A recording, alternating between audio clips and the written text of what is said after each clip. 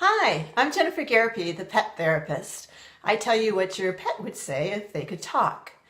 So this week's topic is on submissive urination in dogs. It's really common in puppies and many of them outgrow it.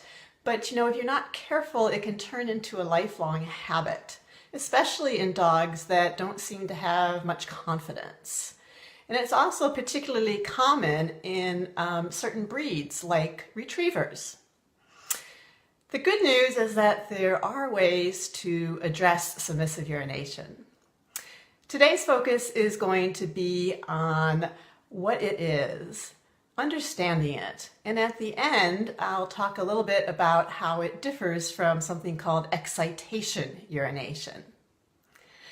So as an energy healer who works with pet behavioral issues, I can tell you that my number one rule of behavior change is before we can change it, we need to understand it. So let's look at it from your dog's perspective. So when I'm submissively urinating, what I'm trying to convey to you is that I'm not a threat. I might do it when I'm feeling submissive or particularly intimidated.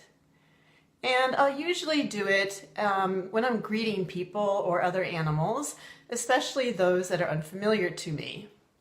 I'm also going to probably do it during physical contact, such as petting, and when I'm being scolded or punished.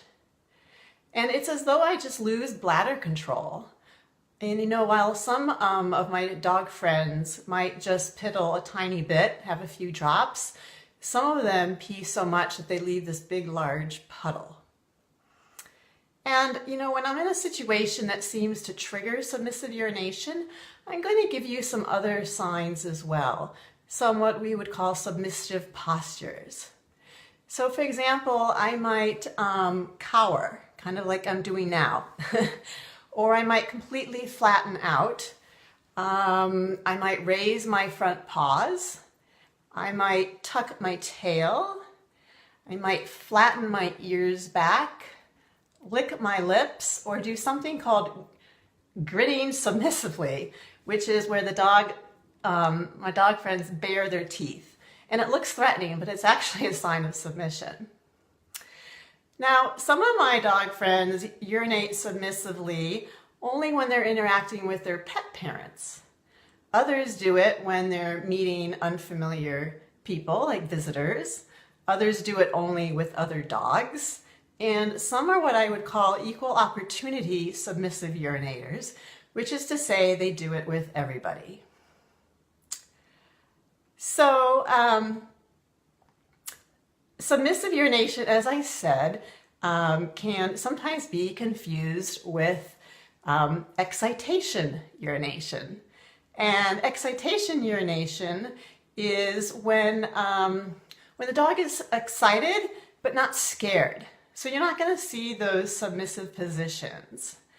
And it's usually going to occur when when my dog friends are standing, or they're walking, or they're greeting people, or they're playing, or they're involved in some sort of really exciting event. And like submissive urination, it typically occurs in puppies, and some dogs outgrow it, but some dogs don't.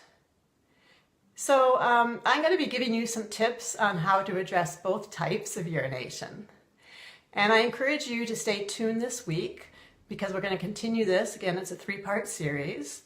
And on day 2, we're going to talk about how to first rule out possible medical causes and other possible behavioral problems. And then on day 3, I'm going to talk about how to manage, lessen, or eliminate both excitation and submissive urination. So thanks for watching. Hope you have a great rest of the week, and I will see you soon. Bye.